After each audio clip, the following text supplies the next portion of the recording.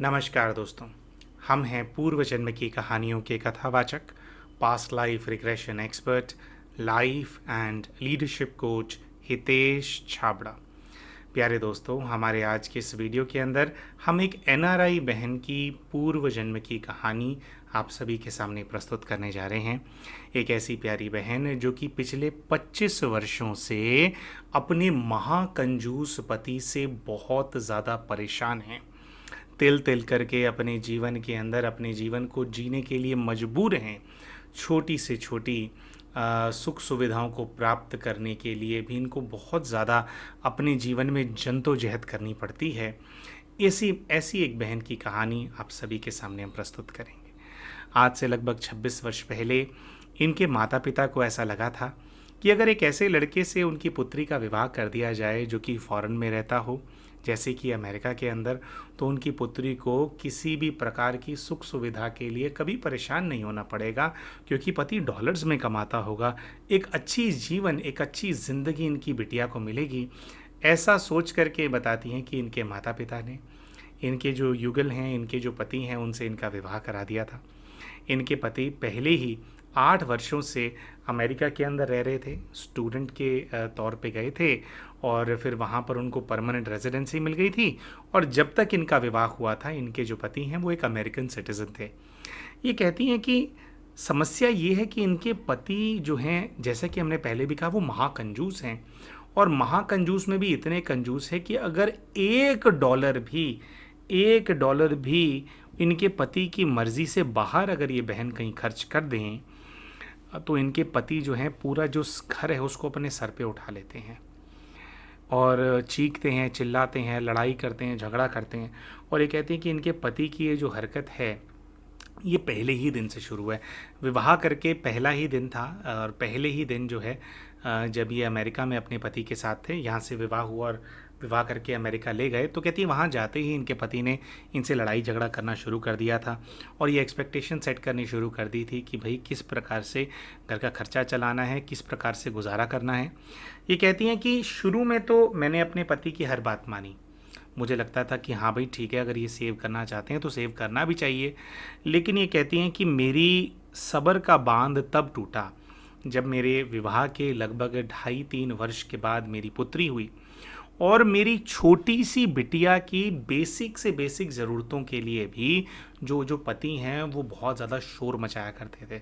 बच्ची के डाइपर्स भी अगर ख़रीदने हैं, अगर छोटा बच्चा है, छोटे बच्चे को क्या है बहुत ज़्यादा कपड़े लगते हैं।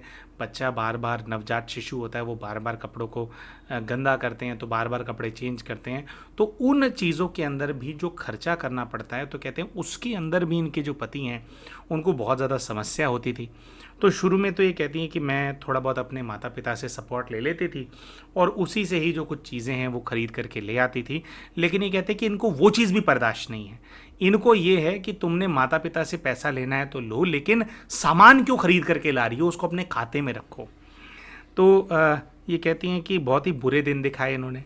फिर ये कहती हैं कि हद तो तब हो गई जब इनकी बिटिया लगभग 3 वर्ष की आयु की थी। और उस समय ये बताती हैं कि इनकी बिटिया ने एक बार जब ये बाहर गए तो इनकी बिटिया ने ज़िद की कि मम्मा मुझे एक खिलौना खरीद करके दो। जैसे छोटे बच्चे होते हैं वो किसी खिलौने की तरफ कह रही, बार बार बच्ची इशारा कर रही थी और मैं अकेली बेटी को लेकर के सुपरमार्केट गई हुई थी। तो ये कहती हैं केवल $3 का पहला खिलौना, कि बच्ची के लिए खिलौने तक नहीं लाने देते थे, पहला खिलौना मैंने अपनी बच्ची के लिए जब ख़रीदा और ख़रीद करके मैं आई घर पे, तो ये बताती हैं कि मेरे पति काउच पे बैठ कर के टीवी देख रहे थे। जैसे ही हम दोनों ने घर के अंदर प्रवेश किया तो पति ने मेरे हाथ में उस बैग को देखा जिसके अंदर बच्ची का खिलौना था। तो पति गुस्से में उठे और उठ करके उन्होंने आए बैग पे झपके और देखा कि उसके अंदर क्या है। तो जैसे ही उनको नज़र आया कि भाई उसके अंदर खिलौना है, तो उन्होंने उस खिलौने को पैकेट से बाहर निकाल करके ज़मीन पर पटका, उसको अपने पैरों के नीचे कुचला और उसको जैसे वो क्या है कुचल करके उसको घर से बाहर फेंक दिया उसको, और कहा कि तुम्हें पैसा बर्बाद करने के लिए मैंने मना किया है ना, क्या ज़रूरत थी इस चीज़ की। ये कहती हैं कि भैया उस दिन मेरी 3 साल की बच्ची का खिलौना नहीं टूटा था, मेरा दिल उसके साथ टूट गया था। और उसी दिन मैंने निश्चय किया था कि कुछ भी हो जाए, अपने बच्चों को सुख सुविधा देने के लिए भैया मुझे ही काम करना पड़ेगा, मुझे ही अपने पैरों पे खड़ा होना पड़ेगा। ये कहती है कि अमेरिकन हो जाने के बावजूद भी मैं काम नहीं कर रही थी, मैं एक हाउसवाइफ की तरह अपना जो है जीवन बिता रही थी। लेकिन ये कहती हैं कि मेरी जैसे सांस भी लेना मुश्किल था, अगर सांस लेने के लिए भी पैसे लगने लग जाए ना, तो मेरे पति ये कहती हैं कि मुझे कहेंगे कि तुम आधी सांसें ले लो, आधी रहने दो। तो ये कहती हैं कि मैंने तब फिर जॉब करना शुरू किया। भारत के अंदर ये एक टीचर थे और बड़ी क्लास के बच्चों को पढ़ाया करते थे। तो अमेरिका में बताती हैं कि मैंने एक एग्ज़ाम दिया और एग्ज़ाम पास करके मैं वहाँ पर भी जो है कि एक अच्छे अमेरिका के गवर्नमेंट स्कूल के अंदर ये जो है टीचर लग गई। और फिर जैसे बच्ची है उसको डे केयर में देना और ये सभी करने लगी। ये कहती हैं कि भैया मैं अपने बच्चों को सुख सुविधा देने के लिए ये जो नौकरी मैंने करने शुरू करी, तो ये कहती हैं आज मेरे दिल के अंदर जो दुख है वो ये बहुत ज़्यादा है कि मुझे, इनकी 2 बिटियां हैं, एक लगभग 22 वर्ष की आयु की इनकी बिटिया है और दूसरी जो इनकी बिटिया है वह लगभग 17 वर्ष की आयु की हो गई है। ये कहती हैं कि भैया मेरे दिल में जो दुख है वो दुख इस चीज़ का है कि लगभग सारी उम्र मेरी जो बेटियां हैं मैं उनको ठीक से बड़ा होते हुए नहीं देख पाई, मुझे उनसे दूर रहना पड़ा। क्योंकि जो नौकरी मैं करती थी, नौकरी मुझे छोटी मोटी नौकरी नहीं चलती, मुझे पता था कि मुझे एक हाई पेइंग जॉब चाहिए होगी, क्योंकि मेरे जो पति हैं वो तो घर के अंदर पैसा दे करके राजी नहीं थे। ये कहती हैं कि मेरी बेटियों से भी मेरे पति की हमेशा ये एक्सपेक्टेशन होती थी कि बस 2 जोड़े होने चाहिए, 2 जोड़ों के अंदर काम चलाओ, एक दिन एक जोड़ा पहनो, दूसरा जोड़ा धो करके सुखा दो, फिर दूसरा पहनो, फिर पहला पहनो। तो कहती मेरे पति अमेरिका में रहते हुए उसके बावजूद भी अपने बच्चों तक से एक्सपेक्टेशन है कि 2 जोड़े। अच्छा, ये कहती हैं कि भैया आपको पता है अमेरिका के अंदर स्कूल ड्रेस नहीं होती है, अमेरिका के अंदर बच्चों को घर के कपड़े ही पहन करके जाने होते हैं, उसके अंदर मैं सिर्फ 2 जोड़ों के अंदर अपनी बच्चियों को कैसे भेज दूँ। ये कहती हैं कि फिर स्कूल के अंदर बुलिंग भी होती है, अगर 2 ही जोड़े केवल मेरी बच्चियां पहनेंगी तो वो कैसे वहाँ पर एडजस्ट करेंगी, दूसरे बच्चे उनको बुली करेंगे। तो ये कहती हैं कि कैसे ना कैसे लड़ झगड़ करके मुझे कपड़े लाने पड़ते थे कि भाई तुम्हारे पैसों से नहीं ले रही हूँ, मैं अपने पैसों से। ये कहती है मेरे पति का तो ये है कि अगर मैं भी पैसा कमा करके लाऊंगी तो वो उसको भी खर्च नहीं करने देता, प्रॉब्लम तो ये है, उस पर भी झगड़ा करता है। अब इंसान कितना झगड़ा करेगा। तो ये कहती हैं कि मेरी जो छोटी वाली बिटिया है वो तो अब ऐसी हो गई है कि वो कमरा बंद करके रहने लग गई है, क्योंकि उसको ये है कि मेरे पापा को दिखना नहीं चाहिए कि मेरे कमरे के अंदर क्या क्या है, पता नहीं किस चीज़ को लेकर के झगड़ा कर दे। कहती हैं आज भी झगड़ा करते हैं, बेटियों से झगड़ा करता है वो मेरा पति कि तुमने ये क्यों खरीदा, तुमने वो क्यों खरीदा। कहते हैं कि भैया मेरी दोनों बेटियां बहुत ही स्टूडियस है, बहुत ही सिंसियर हैं, लेकिन फिर भी ये जो आदमी है इसको चैन नहीं है। तो ये कहती हैं एक तो ये है कि मेरे पति का ये जो महाकंजूसपना है उसकी वजह से मुझे नौकरियां करनी पड़ी और मुझे हाई पेइंग जॉब्स के लिए कभी 2 नौकरियां भी करनी पड़ी, क्योंकि मुझे पता था कि सारी ज़रूरतें मुझे ही पूरी करनी पड़ेंगी, मुझे कभी सपोर्ट नहीं मिलेगा। तो उसकी वजह से जो टाइम मैं अपने बच्चों के साथ स्पेंड करना चाहती थी, उनको जो एक वो होता है बॉन्डिंग के लिए, कह रही मैं उतना टाइम नहीं दे पाई, मुझे हमेशा लगता है कि नहीं दे पाई। अच्छा, इसके अलावा ये कहती हैं मेरे पति के अलावा एक और पुरुष है जो मेरे जीवन के अंदर आया। पुरुष इनके जीवन के अंदर कैसे आया, वो इनके बॉस थे। ये कहती है मेरे एक बॉस हैं, क्योंकि ये स्कूल में पढ़ाती हैं, सरकारी स्कूल में पढ़ाती हैं अमेरिका के अंदर। तो कहती हैं उसके प्रिंसिपल थे। अब ये कहती हैं कि वो जो प्रिंसिपल है उसको पता नहीं मुझसे क्या बीमारी थी, उसको क्या परेशानी थी।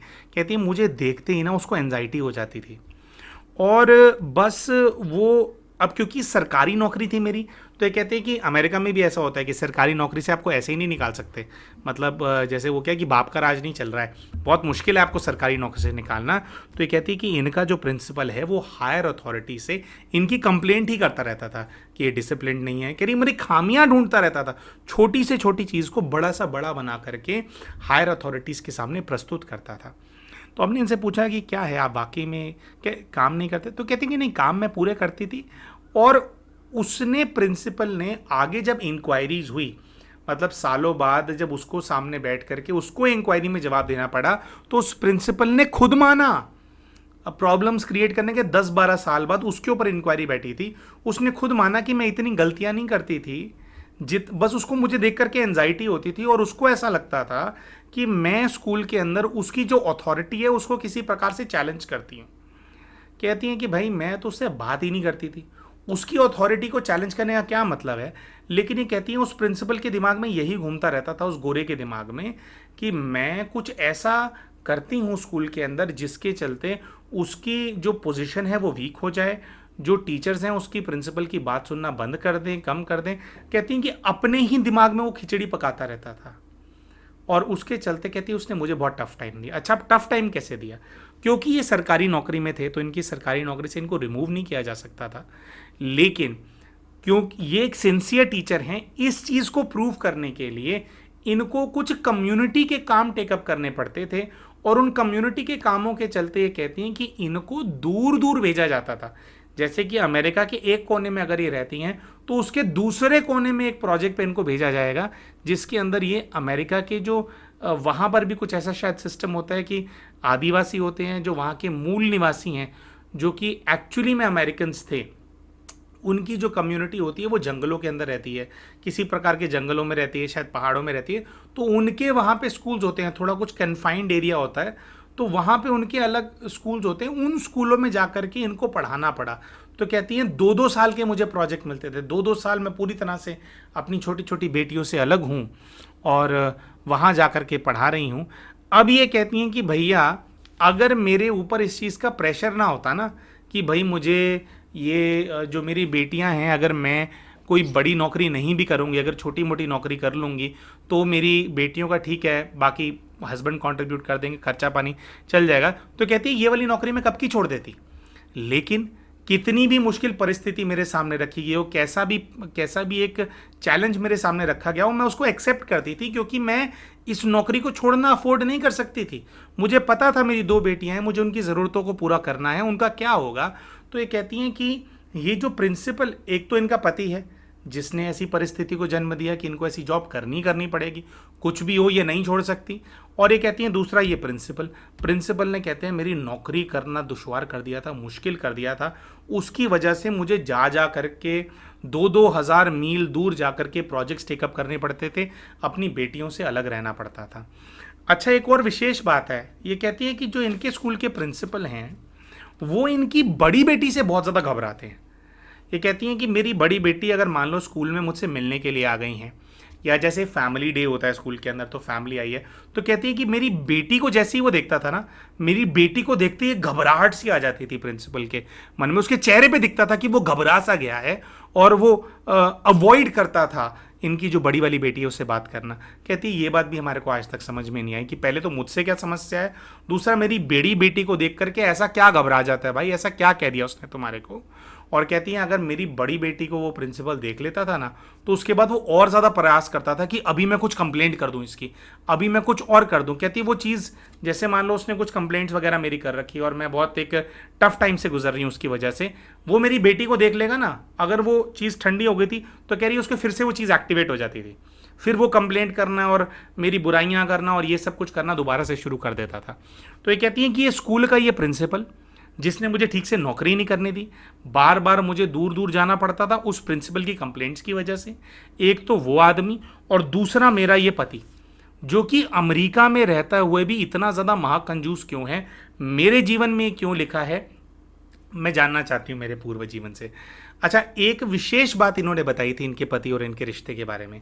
ये कहती हैं कि एक बार खर्चे को लेकर के हम लोगों का झगड़ा हुआ तो इनके पति ने जोर का तमाचा इनको मारा, तो इनके कान पे तमाचा लगा ना तो इनके कान से खून निकलने लगा। अभी ये कहती हैं कि इन्होंने तो किसी को नहीं बताया इस चीज़ के बारे में, लेकिन जब ये अपने स्कूल गई पढ़ाने के लिए तो इनको उस दिन थोड़ा सुनाई कम दे रहा था और दिखाई दे रहा था कि इनका कान जो है वो पूरी तरह से सूजा हुआ है। तो इनके स्कूल के उसी प्रिंसिपल ने इस चीज़ को नोटिस कर लिया और उस दिन उस प्रिंसिपल ने कुछ ऐसा किया कि उसने पुलिस को कॉल कर लिया कि ये हमारे स्कूल की टीचर है, इनके ऊपर असॉल्ट हुआ है। और कहती है मेरे बिना बताए ही पुलिस तक ये बात पहुंच गई कि जो मेरे पति हैं उन्होंने मेरे ऊपर ऐसा जो है ऐसा वो किया है। और कह रही मेरे पति को पुलिस ने अरेस्ट कर लिया उसी दिन और फिर कोर्ट के सामने उनको पेश किया गया। तो कोर्ट ने ये ऑर्डर दिया कि अगले 1 साल तक तुम जो है इनके आसपास नहीं भटकोगे, ये जो लेडी है इसके आसपास नहीं भटकोगे तुम, ये लेडी अलग रहेगी अपने बच्चों के साथ, तुम खर्चा पानी दोगे लेकिन आसपास नहीं भटकोगे। अच्छा, ये कहती हैं कि 1 साल में अपने पति से अलग रही, पति ने उस 1 साल में जो कोर्ट का ऑर्डर था उसका भी सम्मान नहीं किया, उसने कोई खर्चा नहीं दिया। ये कहती है हालांकि मैंने उससे मांगा भी नहीं, मैं नहीं चाहती थी कि मेरे को सरदर्दी आए उससे पैसे मैं मांगूँ, कोर्ट का ऑर्डर था लेकिन उनके पति ने इनको पैसे नहीं दिए। उसके ऊपर से ये कहती हैं कि मैं अकेली रह रही थी ना, तो मैं अकेली जब हुई तो मैं पूरी तरह से डिप्रेशन में चली गई। ये कहती हैं कि मेरे पति कितने ही कंजूस क्यों ना हो, कितना ही परेशान मुझे क्यों ना करते हो, लेकिन उनके बिना ना मैं डिप्रेशन में चली जाती हूँ, मैं उनके बिना नहीं रह सकती। फिर भी मुझे चाहिए कि वो मेरे आसपास हो, और मतलब मैं नहीं चाहती कि उससे मुझे अलग किया जाए। कह रही मुझे एंजाइटी डिप्रेशन की परेशानी हो गई, 1 साल तक मैं अपने पति से अलग रही क्योंकि कोर्ट का ऑर्डर था। ये कहती है कि मैं ही जानती हूँ वो 1 साल मैंने कैसे काटा है, मैं बहुत ज़्यादा परेशान थी। तो 1 साल के बाद तो मेरे को ये हो गया था कि भाई तू कंजूस है, तू जो मर्जी कर, लेकिन मुझे रहना तेरे साथ ही है। तो ये बहन, अच्छा ये बहन एक और विशेष चीज़ है, ये बहन कहती है कि मुझे ना एपिलेप्सी की प्रॉब्लम है, या जैसे वो दौरे होते हैं मुर्गी के। तो कहती है जब मुझे एपिलेप्सी का, जब मुझे दौरा आता है ना, मुझे वो जो इवेंट होता है एपिलेप्सी का, जब वो होता है तो कहती है कि थोड़े टाइम के लिए ना मैं भूल जाती हूँ। कहती है मैं सबको भूल जाती हूँ, मैं अपनी बेटियों को भूल जाऊँगी, मैं सारी दुनिया को भूल जाऊँगी, लेकिन मुझे मेरा पति याद रहता है। अब ये कहती हैं कि भैया इतना ज़्यादा इनसे परेशानी जो मुझे मिली, उसके बावजूद भी, इनके इतने ज़्यादा मुझे दुखी करने के बावजूद भी मैं सबको भूल जाती हूँ, लेकिन इस पति को क्यों नहीं भूल पाती हूँ। ये मैं अपने पूर्व जीवन के माध्यम से इसलिए मैं जानना चाहती हूँ कि दुखी भी बहुत हूँ, लेकिन इससे इतना मुझे अटैचमेंट क्यों है, मैं क्यों इनको नहीं छोड़ती हूँ। ये बात जो है ये बहन अपने पास्ट लाइफ रिग्रेशन के माध्यम से जानना चाहती थी। दोस्तों आगे बढ़ने से पहले थोड़ा सा हम ये बात बोलना चाहेंगे, बहन ने विशेष इस बात को कहा था, इन्होंने कहा था कि मेरे पति एज सच, मैंने ये सारी बातें बताई तो पूरी तरह से बुरे नहीं हैं। ये कहती है मेरे पति घर के सारे काम कर देते हैं, खाना भी बना देंगे, ठीक है, बच्चियों के कपड़े भी धो देंगे, घर की साफ़ सफाई भी कर देंगे, बस मेरा पति ये कहता है कि खर्चा करने की बात मत करो। कहती हैं वो इतने कंजूस हैं, उनकी अपनी माँ जब यहाँ आती है ना रहने के लिए, कहती है मेरी खुद की सासू माँ कहती है कि पता नहीं तुम कैसे जीते हो इसके साथ, इसका बस चले तो ये जो बेड है, जो सोफे लगे हैं ना घर के अंदर, उनको भी ये बेच आए और तुम्हारे को ये अमेरिका के इस घर के अंदर ना चटाई बिछा करके रहने पे मजबूर कर दे कि चटाई बिछाओ, सोफे का क्या करना है, चटाई बिछाओ, बेड का क्या करना है। कह रही इतना महाकंजूस है। कह रही इनकी माँ आती है ना, इनको इतनी बातें सुनाती हैं और सुना करके इनसे परेशान होकर कहती है इनकी माँ भी चली जाती है, वो भी नहीं रहती इनके साथ, पर पता नहीं क्यों मैं इनके बिना नहीं रह सकती। तो अपने पति से और ये जो प्रिंसिपल है, इनसे ये बहन अपने पूर्व जीवन का प्रतिगमन के माध्यम से अपना कनेक्शन जानना चाहती थी। इन दोनों का इन्होंने अपने पूर्व जीवन के अंदर क्या बिगाड़ा है, क्या हिसाब किताब है, उसको समझना चाहती थी, जिससे कि थोड़ा संतोष इनको आ जाए और चैन से अपना जो बाकी का जो जीवन है ये बिता पाएँ। अच्छा दोस्तों, इन बहन ने अपने पूर्व के जीवन में क्या देखा, क्या सारा कनेक्शन सामने आया, उसके बारे में हम बात करेंगे। लेकिन उससे पहले हम शाउट आउट देना चाहेंगे हमारे चैनल के उन व्यूअर को जिन्होंने अभी रिसेंटली हमारे चैनल को एज अ मेंबर ज्वाइन किया है। दोस्तों हमारे चैनल के व्यूअर जिन्होंने अभी एज अ मेंबर हमारे को ज्वाइन किया है, उनका नाम है शशि प्रभा सिंह।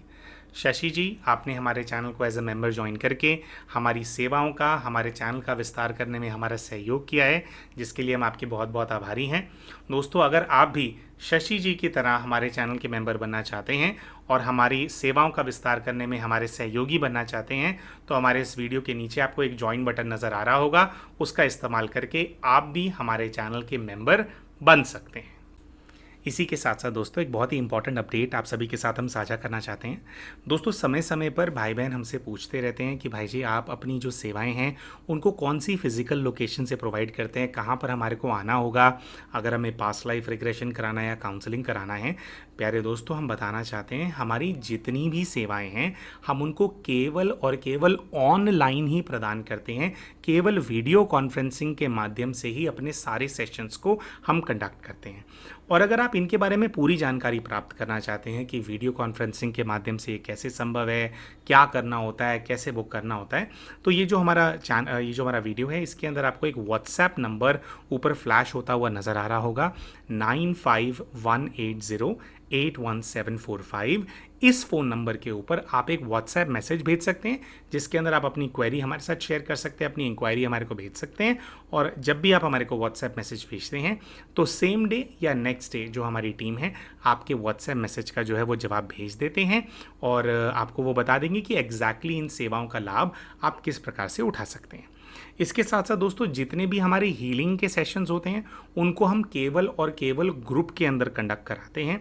हीलिंग के जो सेशंस होते हैं विशेषकर वो सारे कंट्रीब्यूशन बेस्ड होते हैं, और उनका जो अपडेट है उसको आप हमारे व्हाट्सएप चैनल से जो है आप प्राप्त कर सकते हैं। दोस्तों, हमारे व्हाट्सएप चैनल का जो लिंक है वो हम इस वीडियो के पिंड कमेंट के अंदर आप सभी के साथ हम शेयर करने वाले हैं, तो आप उस ग्रुप को आप फॉलो कर लीजिए, ताकि जब भी हम कोई हीलिंग के सेशंस हम कंडक्ट कराएं उनके अंदर आप ज्वाइन हो सकें, या कोई भी हम इंपॉर्टेंट अपडेट हम आपको शेयर करें तो उसको आप मिस ना करें।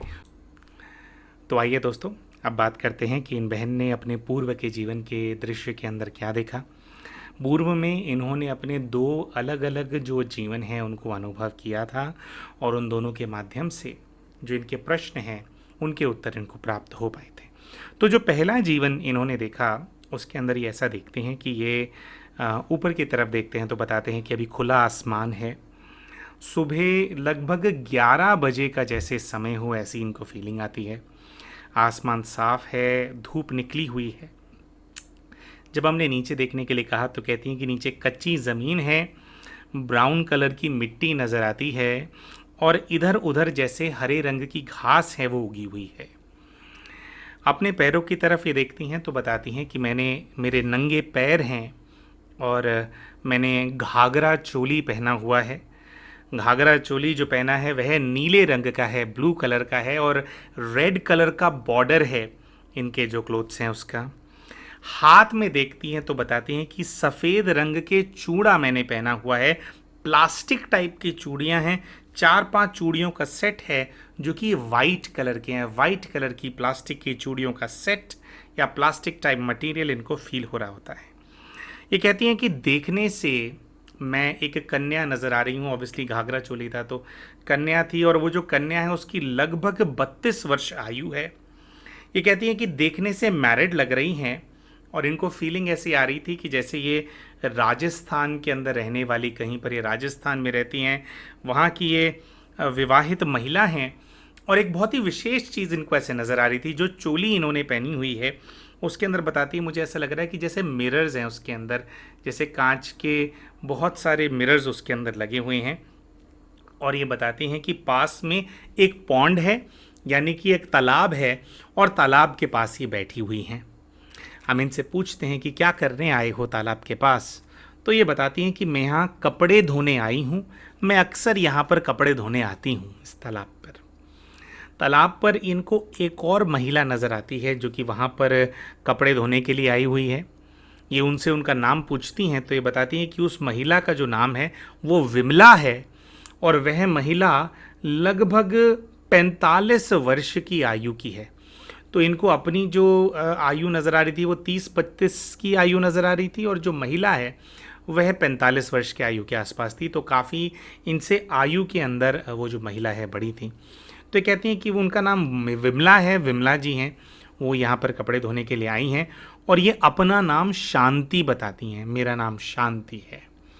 ये कहती हैं कि जो विमला दीदी हैं उनको देख कर के मुझे बहुत पॉजिटिव फील होता है, और बताती हैं कि हम दोनों एक दूसरे को बहुत ही लंबे समय से जानते हैं।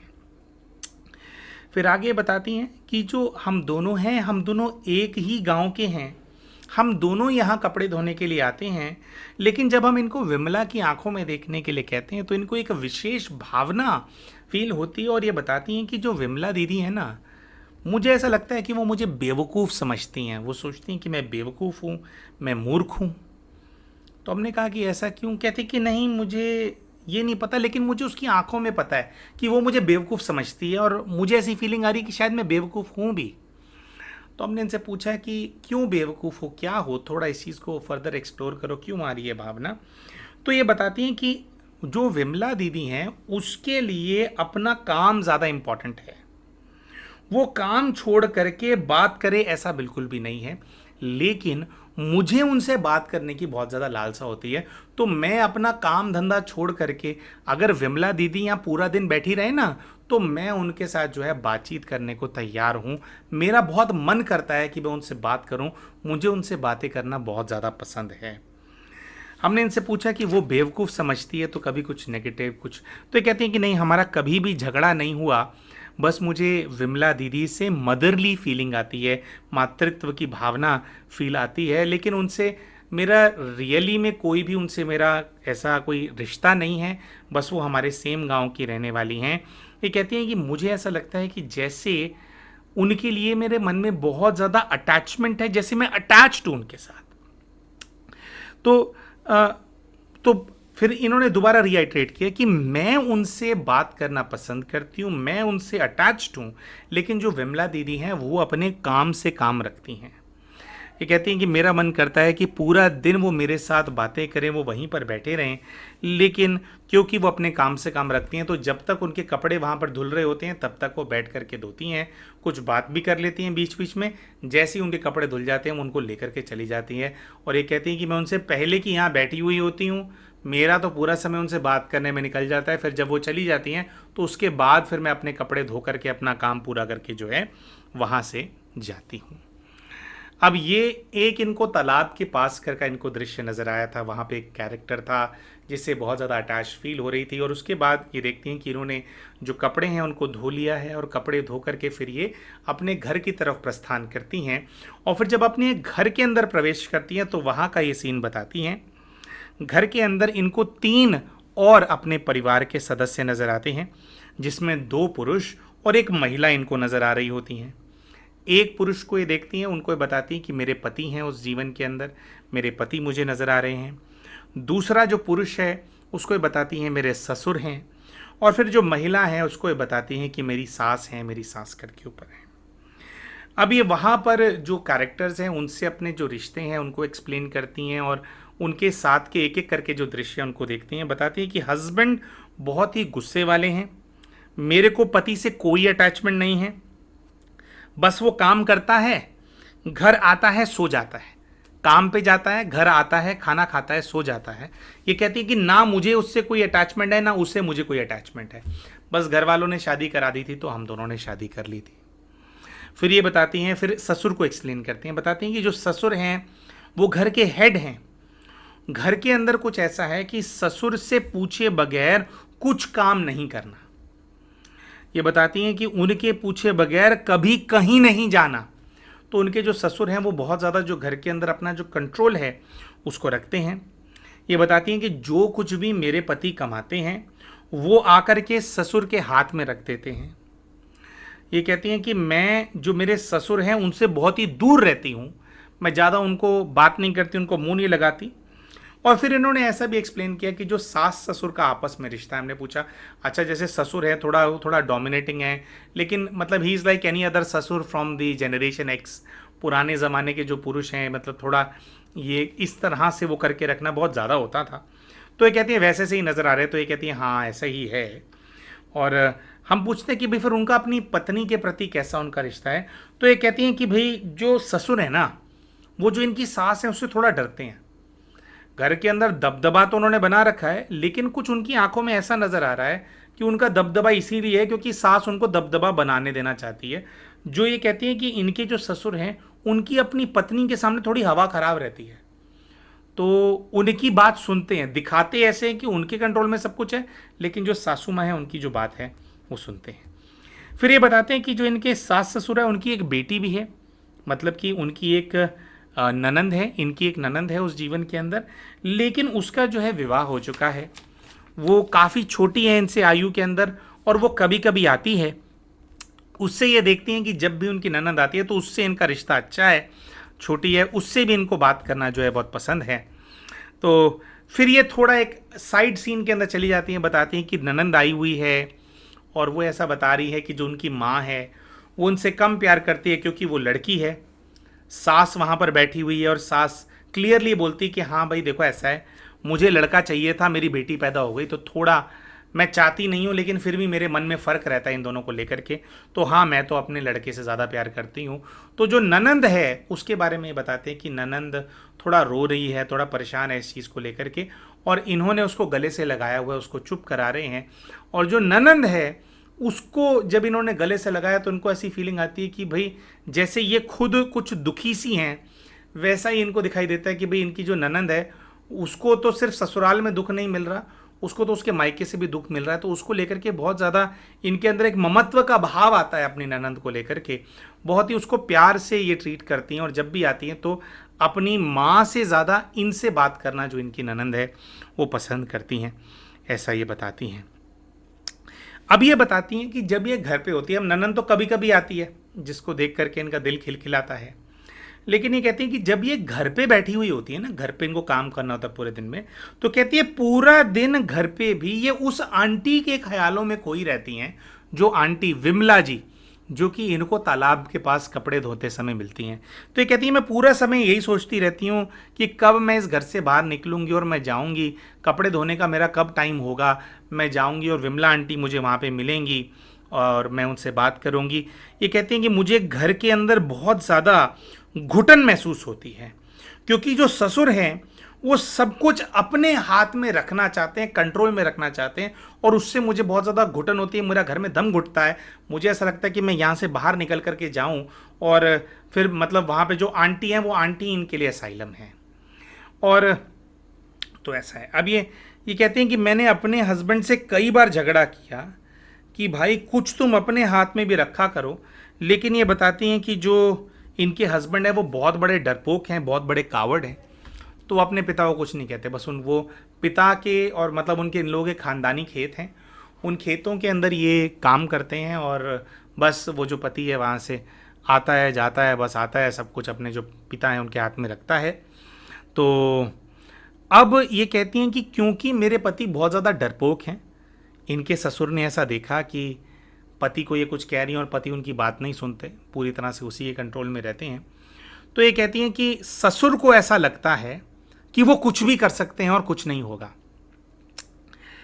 अभी यहाँ पर थोड़ा इनको ऐसी स्मृति आती है, कहती है ना 1600s का टाइम चल रहा है, 17वीं शताब्दी चल रही है, 17वीं सदी चल रही है अभी ये है, तो 17th सेंचुरी में है ये, और 1600 समथिंग इनको फीलिंग आ रही होती है कि वर्ष चल रहा है।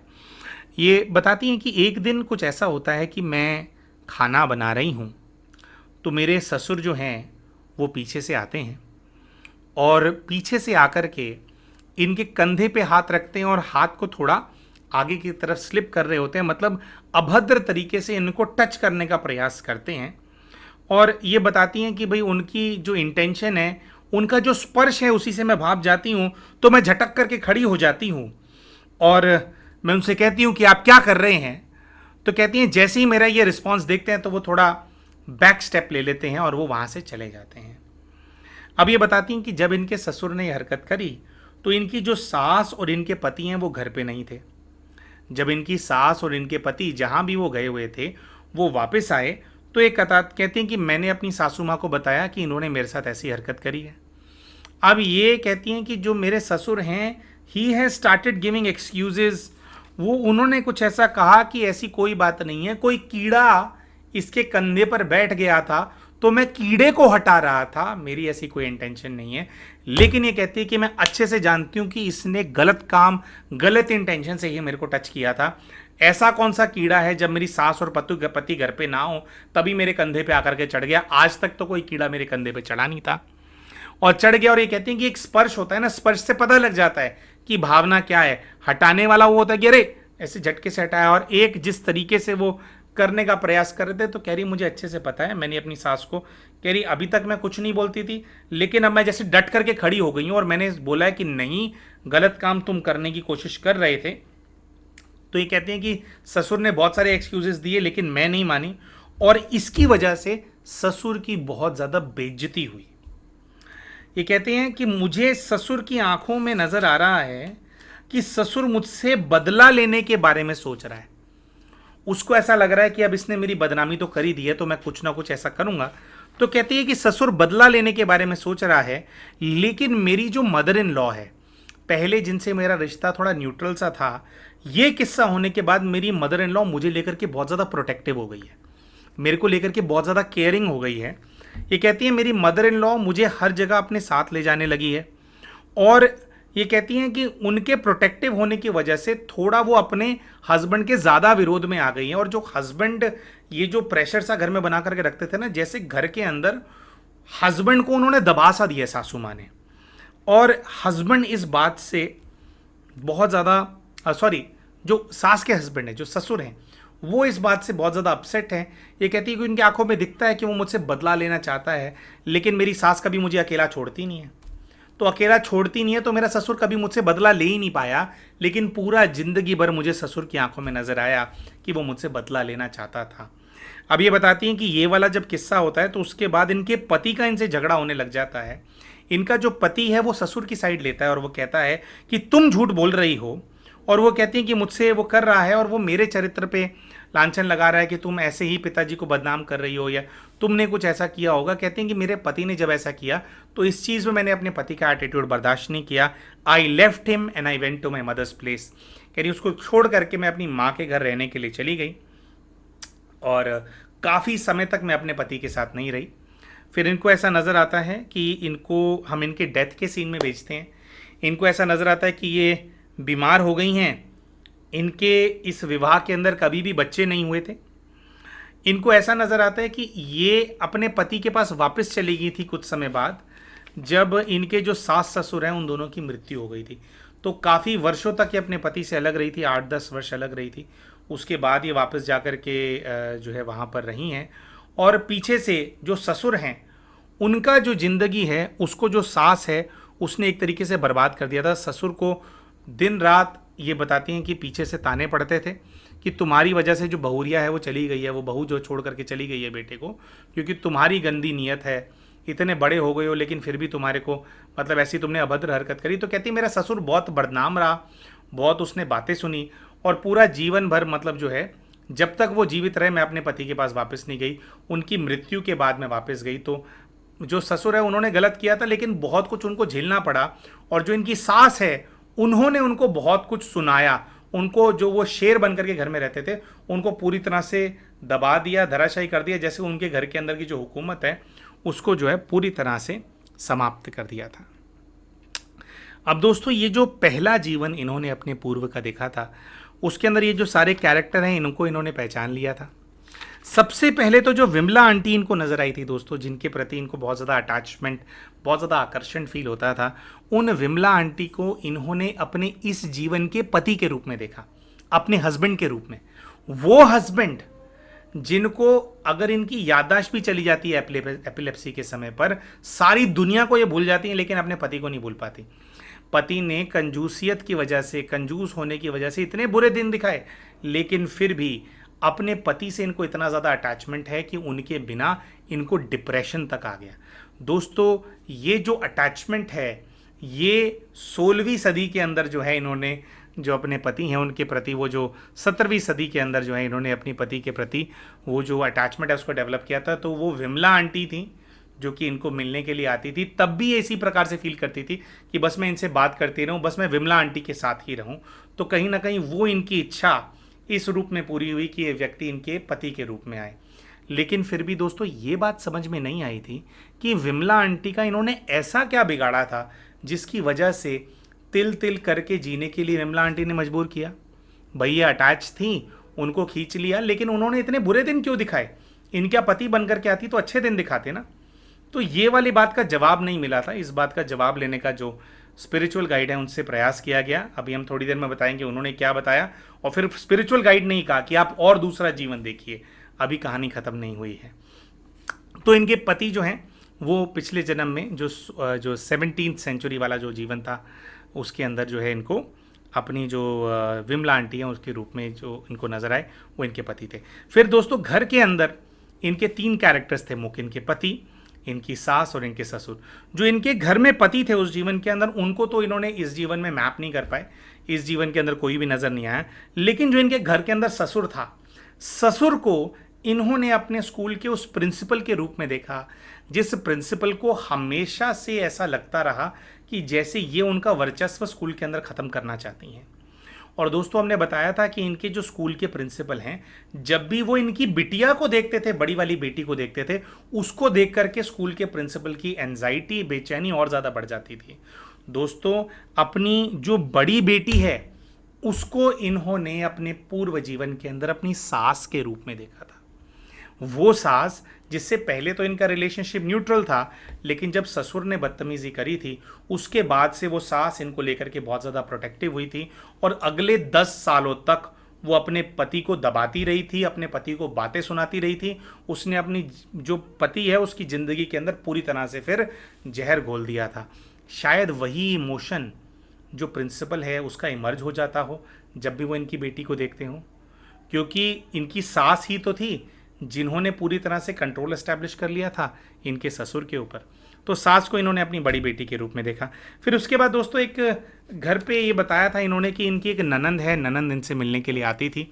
वो जो ननंद है उसको देख करके इनके मन में बहुत ही मातृत्व की भावना आती थी, क्योंकि सास क्लियरली बोलती थी कि हाँ मैं अपने बेटे से ज़्यादा प्यार करती हूँ और उसको ये बहुत प्यार करती थी। उस ननंद को इन्होंने अपने इस जीवन की छोटी बेटी के रूप में देखा, जो छोटी वाली डॉटर है उसके रूप में देखा।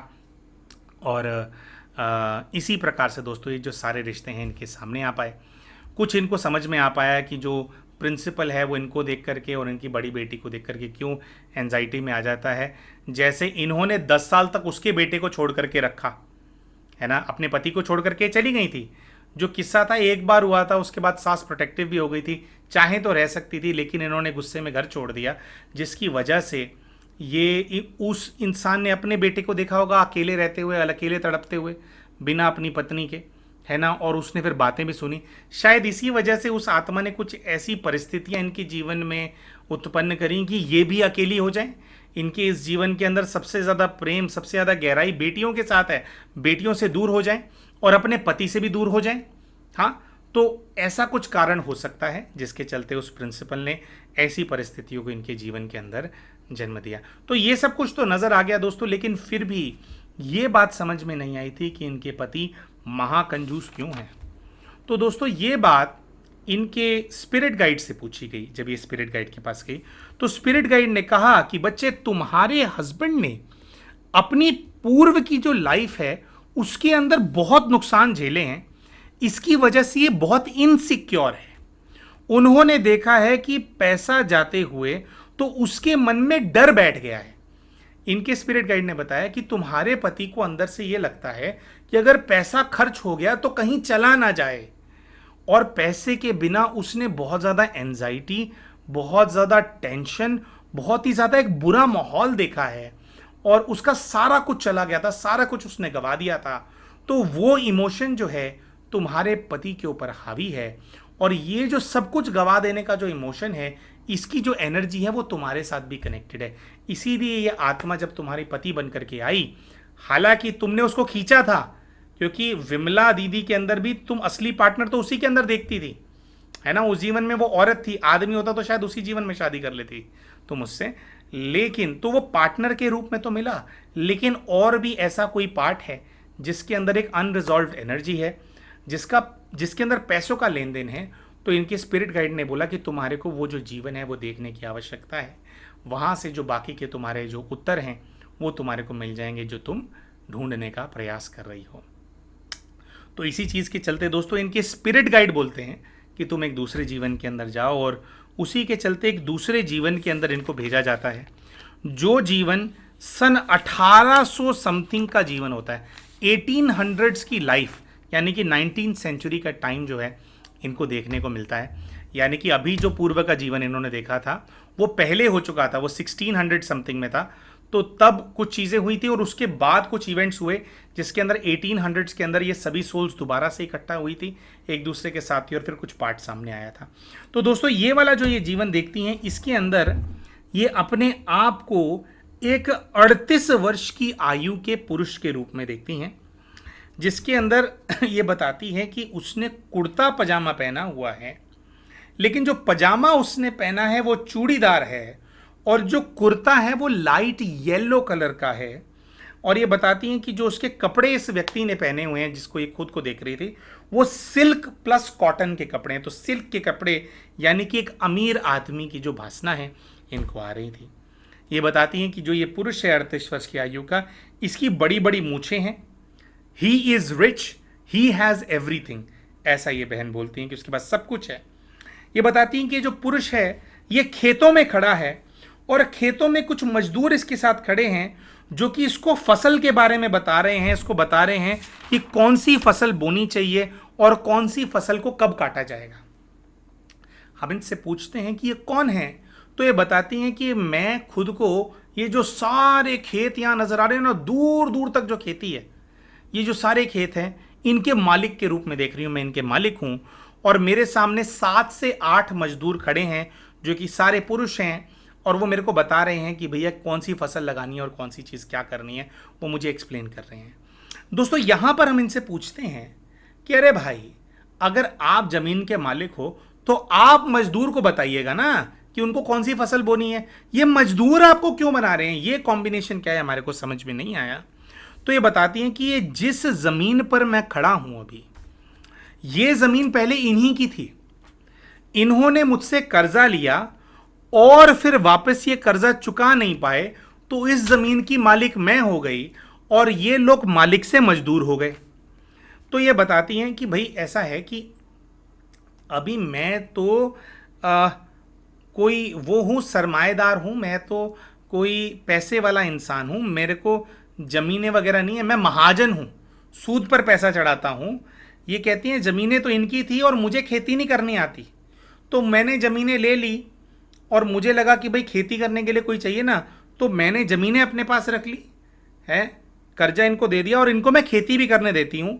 कुछ ऐसा है so that they can take care of their expenses, उनके अपने खर्चे वर्चे निकल जाएं, थोड़ा जो उनको अनाज की रिक्वायरमेंट है वो उनकी पूरी हो जाए और मेरे पास प्रॉफिट्स आते रहे, मेरे पास प्रॉफिट्स आते रहे। तो ये बताती हैं जो 7-8 मजदूर हैं उनके अंदर से एक ऐसा मजदूर है जिसको इस चीज़ का बहुत ज़्यादा दुख है कि वो ज़मीन के मालिक से मजदूर हो गया है। हमने इनसे पूछा कि आपने इन सभी को, ये जो लोग आपको मजदूर के रूप में दिख रहे हैं, आपने इनको कर्जा दिया, आपकी क्या इंटेंशन थी? बस आप चाहते थे कि भाई ठीक है ये पैसा वापस आ जाएगा तो आप दे देंगे ज़मीन वापस? तो ये कहती हैं कि मैं ज़मीन कभी वापस नहीं देना चाहता था। ये कहती हैं कि जो ज़मीन है ना, उससे मेरे पास पैसा अच्छा आ रहा है। अब ये बताते हैं कि जो असल है और जो सूद है उसका इनका कुछ ऐसा गेम है कि अगर व्यक्ति इनको असल चुका भी देना तो भी सूद इतना ज़्यादा है कि असल की रकम से कई गुना ज़्यादा तो इंटरेस्ट बन जाता है। तो ये कहती है मुझे पहले से ही पता था कि अगर ये मुझसे ब्याज पे पैसे लेंगे तो कभी ये ब्याज चुका ही नहीं पाएंगे, और वो ब्याज चुका नहीं पाएंगे, वो डंडा घूमता रहेगा, है ना, सूद चढ़ता रहेगा और ये फंसे रहेंगे। और बट इन लोगों की मजबूरी कुछ ऐसी थी कि इनको पैसा चाहिए था। एक एक करके मेरे पास ये ज़मीनें आई हैं, एक साथ नहीं लिया सब लोगों ने। तो ये कहते हैं कि बट ये कहते हैं कि भाई मेरी इंटेंशन शुरू से यही थी, मुझे ज़मीन दाबनी थी। इन्होंने गिरवी रखी, गिरवी की इंटेंशन नहीं थी, मेरी इंटेंशन यही थी कि मैं ज़मीन दबा लूँगी। और क्योंकि इन लोगों ने कर्जा लिया था, तो कर्जे में क्या होता है दोस्तों, जो ज़मीन की एक्चुअल वैल्यू होती है उतना तो कर्जा मिलता नहीं है। तो एक प्रकार से कर्जा देने के बहाने किसानों की जो ज़मीन है उसको बहुत ही कम रेट के अंदर एक प्रकार से इन्होंने हथिया लिया था, कुछ ऐसा इनको नज़र आ रहा था। तो ये कहते हैं कि मुझे पता होता था कि ये लोग पैसा टाइम पर नहीं दे पाएंगे, ज़मीन मेरी हो जाती थी, मुझे पहले दिन से पता होता था कि ज़मीन मेरी हो जाएगी। इस चीज़ पे इनके पीएलआर में बहुत एम्फेसाइज कर रहे थे कि पहले दिन से पता होता था कि ज़मीन मेरी हो जाएगी। फिर ये जो 7-8 मजदूरों की कहानी बता रहे थे, जिनमें से एक मजदूर का इन्होंने कहा कि उसको बहुत ज़्यादा दुख है, ये दूसरे मजदूर की तरफ देखते हैं और उसकी कहानी फिर ये बताते हैं। ये कहती हैं कि एक मजदूर है मेरे पास, ये तो पूरा पागल है, कहते हैं इसको पैसों की ज़बरदस्त ज़रूरत थी और तो इसने जो है वो जो हाई सूद है उसको एक्सेप्ट करके इसने ज़मीन गिरवी रखी और वो कर लिया। कहते हैं इसकी आंखों में दिख रहा है कि इसको बहुत ज़्यादा दुख है अपनी ज़मीन को गिरवी रखने का। अब ये कहते हैं कि ये मेरे ही खेत के अंदर मेरा मजदूर बन करके काम करता है, मैं ही इसको मजदूरी दिहाड़ी देती हूँ और जो मैं मजदूरी दिहाड़ी इसको देती हूँ उसकी पाई पाई ये जोड़ता रहता है, सूखी रोटी खा करके गुजारा कर रहा है, क्योंकि ये चाहता है कि जमीन इसको वापस मिल जाए। ये कहती हैं कि जो इसको मजदूरी मिलती है ना, उस मजदूरी को इकट्ठा करके ही मंथ एंड में ये मेरे पास आता है और उसको देता है। कहती है इसने असल तो चुका दिया है, लेकिन ये कभी भी अपने पूरे जिंदगी के अंदर जो है सूद को नहीं चुका पाया। तो कुछ ऐसा हुआ कि ये कहती हैं कि कुछ टाइम के बाद जब वो पैसा चुकाने के लिए आया था ना, उसने पूरे पैसे दिए थे, असल की रकम दी थी और कुछ ब्याज दिया था। तो ये कहती है मैंने उसको कहा था, उसने कहा था कि भी मैंने आपको असल दे दिया है, मैं सूद आपको दे दूंगा, तो जमीन मेरे को वापस दे देना। लेकिन ये कहते हैं कि मैंने उसको क्लियरली कहा कि देख, सूद पे सूद चढ़ता जाएगा और सूद और बढ़ेगा तो उसके ऊपर और सूद चढ़ेगा, ठीक है। तो कहते हैं ये जो मजदूर है ना, ये जिंदगी भर मेरे पास मजदूरी करता रहा और इंटरेस्ट चुकाता रहा, मेरे पास मजदूरी करता रहा, इंटरेस्ट। कह रही एक प्रकार से पागल सा हो गया था। ये कह रहा था कि कितना भी ब्याज है मैं चुकाता रहूंगा, लेकिन ज़मीन मुझे वापस चलनी है। ये कहते हैं जो बाकी के मजदूर हैं उनको इस बात की समझ थी, उनको पता था कि उन्होंने मेरे से सूद पे पैसे ले लिए हैं, उन्होंने ब्याज का कैलकुलेशन कर लिया, उनको पता था कि कभी वो ब्याज पूरा नहीं कर पाएंगे। तो बाकी मजदूरों ने क्या समझदारी करी, उन्होंने कर्जा लिया, उसके बाद उन्होंने ब्याज नहीं दिया, कुछ नहीं दिया, उन्होंने सीधा ये बोल दिया कि भाई ज़मीन आप ही रख लो। कह रहे इसकी प्रॉब्लम क्या है, इसने मुझे पैसा चुकाने की कोशिश करी, असल दिया, और उसके बाद कहती है हर महीने मुझसे ही मजदूरी लेकर के फिर मुझे ब्याज देता था, मजदूरी लेगा ब्याज लेगा और रूखी सूखी रोटी खाता रहेगा। कहते हैं पूरी जिंदगी भर ये रूखी सूखी रोटी खाता रहा और मुझे ब्याज चुकाता रहा, लेकिन कभी भी ज़मीन इसकी अपनी नहीं हुई, क्योंकि ब्याज के ऊपर ब्याज चढ़ता रहा। दोस्तों, ये एक प्रकार से किसी इंसान की जो मजबूरी होता है उसका फ़ायदा उठाने वाला दृश्य यहाँ पे नज़र आ रहा था। कुछ लोग ऐसा बोलेंगे कि भैया वो तो सिर्फ अपना ब्याज ले रहा है, लेकिन बात यह है कि एक ना, अगर कोई ब्याज होता है उसमें ना एक फेयर वाली बात होती है कि भाई फेयर आप कर रहे हो या नहीं कर रहे हो। क्लियरली दिख रहा है कि ये पहले दिन से अनफेयर थे, और उसके अंदर चलो अब ज़मीन हड़प ली थी, कम से कम अगर वो व्यक्ति हर महीने ब्याज दे रहा था तो हमें ऐसा लगता है कि कम से कम इनको खुद उसको बोलना चाहिए था कि तू पागल हो गया है क्या, तुझे लगता है कि तू कभी ब्याज चुका पाएगा, तू चुका ही नहीं पाएगा, इतनी इनकम से नहीं चुका पाएगा, या तो तू कुछ और कर और वहां से मेरा ब्याज चुका, तो कोई फायदा नहीं है। तो ये चाहते तो उसको समझा सकते थे या किसी के थ्रू उसको मैसेज दे सकते थे, लेकिन इन्होंने उस व्यक्ति को कभी नहीं समझाया। उसकी जमीन से प्रॉफिट भी जिंदगी भर खाते रहे, उस आदमी से इन्होंने मजदूरी भी कराई और मजदूरी का पैसा भी ब्याज के रूप में उस व्यक्ति से खाते रहे। उसकी पूरी जिंदगी भर दुर्दशा रही। कहती बहुत फटे हाल, बहुत ही बुरे हाल में वो जिया, और वैसे ही जीते जीते कहती कि मेरे सामने मर गया। फिर ये बताती हैं कि उस जीवन के अंदर ये इनके 2 बच्चे भी थे, 2 बेटियां थी उस जीवन के अंदर, और ये जो पूरा जो दृश्य इनके सामने ऐसा आया था। यहाँ पर दोस्तों हम बताना चाहेंगे कि ये सारे जो कैरेक्टर्स हैं इनको इन्होंने यहाँ पे देख लिया था। इनके घर में इनको बेटियां दिखाई दी थी जो कि बहुत ही ऐशो आराम से जीती थी। ऐशो आराम से किस पैसे पे जी रही थी, उसी ब्याज के, उसी सूद के पैसे पे जी रही थी जो कि गरीब किसानों को लूट करके प्राप्त किया गया था। घर के अंदर जो 2 पुत्रियां मौज करती थी उनको इन्होंने अपने इस जीवन की पुत्रियों के रूप में देखा। दोस्तों, जो 8 मजदूर थे उनमें से 2 मजदूरों के बारे में हमने बताया। एक पहले वाला मजदूर जिसको बहुत ज़्यादा गम था कि वो जमींदार से, मतलब खेतों के मालिक से वो मजदूर बन गया है, उसको इन्होंने उस स्कूल के प्रिंसिपल के रूप में देखा, जिसने बहुत ज़्यादा इनके जीवन में डिफ़िकल्ट परिस्थितियां इस जीवन में इनके उत्पन्न करी। और फिर दोस्तों, जो दूसरा मजदूर इनको नज़र आया, जिंदगी भर जिसके इन्होंने पैसे खाए ब्याज के नाम पे, जिसको इन्होंने लूटते रहे, जिसको इन्होंने अकल नहीं दी कि भाई तू क्यों पागल हो गया कि क्यों ब्याज दे रहा है, इसको बोला तक नहीं, उससे मजदूरी भी कराई, उसके ब्याज पे उसके मजदूरी खाई भी, और उसी के खेत से प्रॉफिट भी कमाया, सब कुछ उसका हड़प कर लिया। उस मजदूर को इन्होंने अपने इस जीवन के कंजूस माइजर पति के रूप में देखा। वो पति जिसका एक एक रुपया इन्होंने 1800s में छीन लिया था, वो व्यक्ति इस जीवन में इनके पति के रूप में आया। उसने इनके इस जीवन के अंदर इनको ऐशो आराम करने नहीं दिया, इनको एक एक डॉलर के लिए मोहताज बना दिया। $3 का खिलौना तक तोड़ दिया उसने। कपड़े नहीं लेने देता था, कहता था 2 जोड़ी में रहो, है ना, ऐसी सोचती कि चटाई पे सो जाओ, सोफे की क्या ज़रूरत है।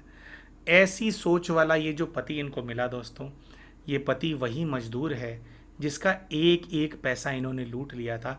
इसीलिए एक एक पैसा वो इनसे, इनकी नज़र रखता है इनके ऊपर कि क्या कर रहे हैं क्या नहीं कर रहे हैं, इनको खर्च नहीं करने देता, इन लोगों को बहुत ज़्यादा दुखी करता है। दोस्तों ये था इन लोगों का आपस में पूर्व जन्म का हिसाब किताब। इसी के साथ साथ दोस्तों आज ये जो कहानी हमने आप सभी के सामने प्रस्तुत करी, इसको हम विराम देंगे, कहानी को हम संपन्न करेंगे। हम आशा करते हैं कि ये जो कहानी हमने आप सभी के सामने प्रस्तुत करी ये आपको पसंद ज़रूर आई होगी। तो कहानी अगर आपको पसंद आई हो तो वीडियो को लाइक ज़रूर करें, चैनल अभी तक सब्सक्राइब नहीं किया तो चैनल को सब्सक्राइब भी कर लें, और वीडियो में कमेंट करके आप हमारे को बताएं कि आज की ये जो PLR की स्टोरी हमने आपके साथ शेयर करी इसके अंदर आपको क्या अच्छा लगा। मिलते हैं आप सभी के साथ अपने अगले वीडियो के अंदर, तब तक के लिए नमस्कार।